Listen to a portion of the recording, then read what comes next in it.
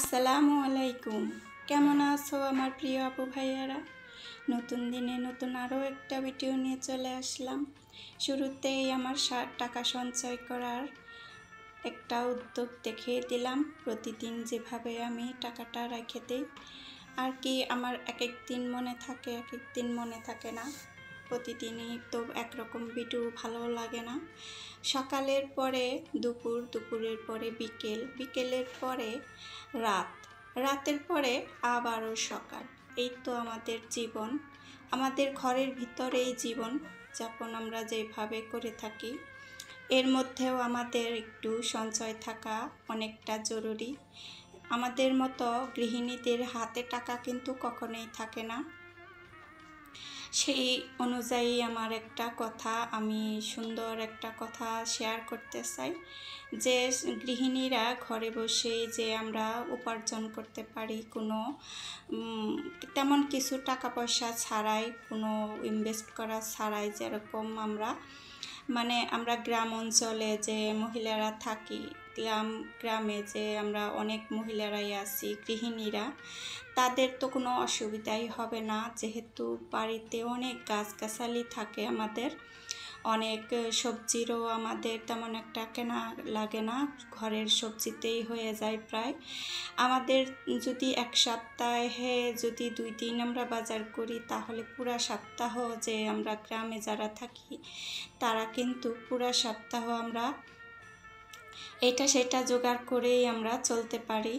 সেই রকম আমরা শহরে থাকলে তো আর আমরা এটা সেটা জোগাড় করে চলতে পারি না। সেইখানে আমরা যদি গৃহিণীরা কিছু টাকা ঘরে বসে উপার্জন করতে পারি, শহরের বউরা, গৃহিণীরা অনেক টাকা আমাদের হাতে চলে আসে। সেই রকমই একটা আইডিয়া। আমরা ঘরে বসে কি করতে পারি? আমাদের ঘরে বসে থাকার মতো অনেক কাজ আছে, যেহেতু আমরা ঘরের কাজ করে আমরা বসেই থাকি বেশিরভাগ সময় কি আমাদের অবসর সময় যদি আমরা এমনিতেই বসে না থেকে আমরা যদি একটু কাজ করি, তাহলে কিন্তু আমাদেরই উন্নতি হবে। কারো কাছে আমাদের হাত পেতে বসে থাকতে হবে না। অনেক সময় হাজব্যান্ডের কাছেও টাকা চাইলে অনেক কৈফিয়ত দিতে হয়। যেই রকম আমরা টুকটাক বিষয়, যে ছোট ছোট বিষয়গুলো আছে, আমাদের মেয়েলি বিষয়গুলোও আছে, অনেক সময় বলতে যে সংকোচবোধ হয়, অনেকের সামনেও তেমন একটা বলার সুযোগ হয় না। সেই রকমই আমরা ওই সব ছোটোখাটো বিষয়গুলো আমরাই ম্যানেজ করে নিতে পারি। যে আমাদের কাছে কিছু কিছু টাকা থাকলে বিজনেস করার মানে কি, ঘরে বসে যে কাজটা আমরা করতে পারি। অনলাইনে অনেক কাজ আছে, যে এরকম কাজ আর কি। আমরা এই তো বিছানার চাদরটা আমি গুছিয়ে নিলাম। বিছানার চাদর অনেক মানুষে ঘরে বসেই সেল করতেছে। বিছানার চাদর অনেক মানুষে থান কাপড়গুলা সেল করে, অনেক মহিলারাই বেশি করে, এই সব কাজগুলা বেশি করে। আর এই তো 3 পিসগুলার কথা তো বলি না।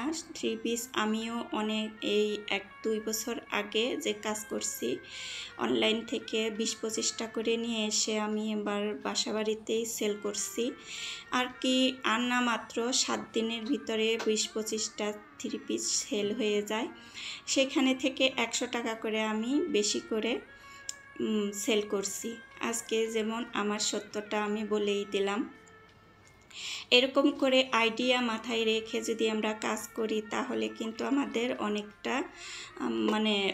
অনেকটা সুবিধা হয়, গৃহিণীদের উপকার হয় আর কি। টাকা হাতে থাকে। আমাদের টাকা হাতে রাখা মানে কি, আমাদের অনেক শখ আছে, ইচ্ছা আছে, যেটা আমরা পূরণ করতে পারি না। হাজব্যান্ডকে বললেও বোঝে না, সে আমাদের কথা কখনো চিন্তা করে না, যে ঘরের বউ ঘরে থাকবে, এর আবার কি সকাল্লাত। তো আরও বিজনেস আছে, যেটা আমরা কম টাকায় কম ইনভেস্ট করে আমরা করতে পারি। যেই রকম আমরা প্রত্যেকটা ফলেরই আচার বানাতে পারি। আচারটা যেমন আমরা প্রত্যেক গৃহিণীরাই আমরা জানি যে কীরকম করে আচার বানাতে হয়। আমার হাতের আচার তো অসাধারণ হয়, যে খায় সেই বলে যে আচারের বিজনেস করতে পারো। আমার অলসতার জন্য আমি আচারটা বানাই না। আমার বাড়িতে আম আছে, কদবেল আছে, তারপরে জলপাই আছে, সব ধরনেরই ফল আছে প্রায়। আমি সেই রকম কাজে খাটাই না, এই জন্যে আমার দরকার পড়ে না, এই জন্যে আমি এইসবের মধ্যে ঝামেলায় জড়াই না। ঝামেলা মানে কি, যারা ধৈর্য আর সাহস নিয়ে কাজ করতে পারবে তারা কিন্তু এইটাকে ঝামেলা মনে করবে না। যেরকম আমি সংসার চালিয়ে বাচ্চা কাচ্চা সামলিয়ে এইসব কাজ ধরতে চাই না, তারপরেও আমি সেলাই কাজটা করি। এই সেলাই কাজটা যেমন আমার বেঁচে থাকা পর্যন্ত আমাকে হয়তো করতেই হবে, নিজের জন্য হইলেও করতে হবে। আমি অন্য জায়গায় কোনো কাপড় চোপড় বানাতে দিয়ে শান্তি পাই না, যে কীরকম করে দিবে, কি হবে। বানিয়ে তো দেখছি বাইরে অনেক ঝামেলা করে দেয়, পরে আমাকেই ঠিক করে নিতে হয়। এই জন্যেই বলি যে মেয়েদের কাজ শেখা ভালো। আরও কাজ আছে যেগুলা আমরা মেয়েরা করতেই পারি। যদি ছোট ছোট মেয়েরা যে পাস করছো কি এসএসসি পরীক্ষা দিয়ে বসে আছো, যে কলেজে ভর্তি হও নাই, তারা 1 বছর গ্যাপ দিতে চাও, কেউ হয়তো ফেল করছো। আর ছোট ছোট ছেলে মেয়েদের কথাই বলতেছি, তারা টিউশন করতে পারো যদি হাতে কোনো টাকা পয়সা কোনো ঝামেলা থাকে। বাবা মায়ের কাছে চাইলে তো অনেক কথা শুনতে হয়, আমরা যেরকম আমাদের বাচ্চাদের ধমক দিয়ে সরিয়ে দেই সেই রকমই। এইখানে আমি কথায় কথায় অনেক কাজ করে ফেলছি। ঘর ঝাড়ছি, সকালে উঠে বিছনা গোছাইছি, ব্যাংকের টাকাও রেখে দিছি 20টা। এটা যেমন আমার রেগুলার কাজ, যেগুলা কাজ করতে হয়। এখানে আমি ফুলকপি আলু সিম দিয়ে ভাজি করে নেব, বাচ্চাদের অনেক পছন্দ। আর একটু গরু মাংস রান্না করে নিলাম।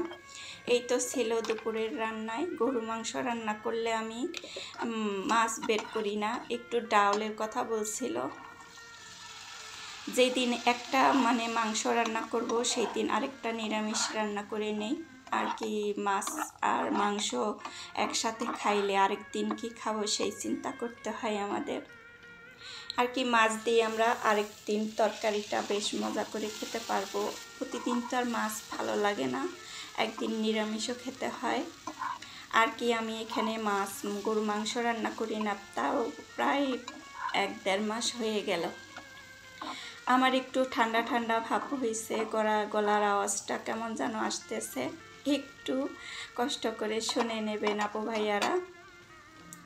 এই পর্যন্ত আমার পাশে যে আছেন, একটা লাইক দিতে ভুলে গেছেন নতুন আপু ভাইয়াদের বলতেছি, যদি আমার পেজটা, যদি আমার ভিডিওগুলো ভালো লাগে তাহলে আরও ভিডিও আছে, ভিজিট করে আসতে পারেন। যদি ভালো লাগে ফলো দিয়ে আমার পাশে থেকে যেতে পারেন। এই তো আমার রান্না কমপ্লিট। এই যে আমি ভাজিটাও করে নিছি, গরু মাংসটাও রান্না হয়ে গেছে। এই ছিল আজকের ভিডিওটা। আমার যদি এই বকবকানি যদি কারোর ভালো লেগে থাকে তাহলে একটা লাইক দিয়ে দিও প্রিয় আপু ভাইয়ার, আমার ইউটিউব ফ্যামিলি। আজকে এই পর্যন্তই, ভালো থাকো সব।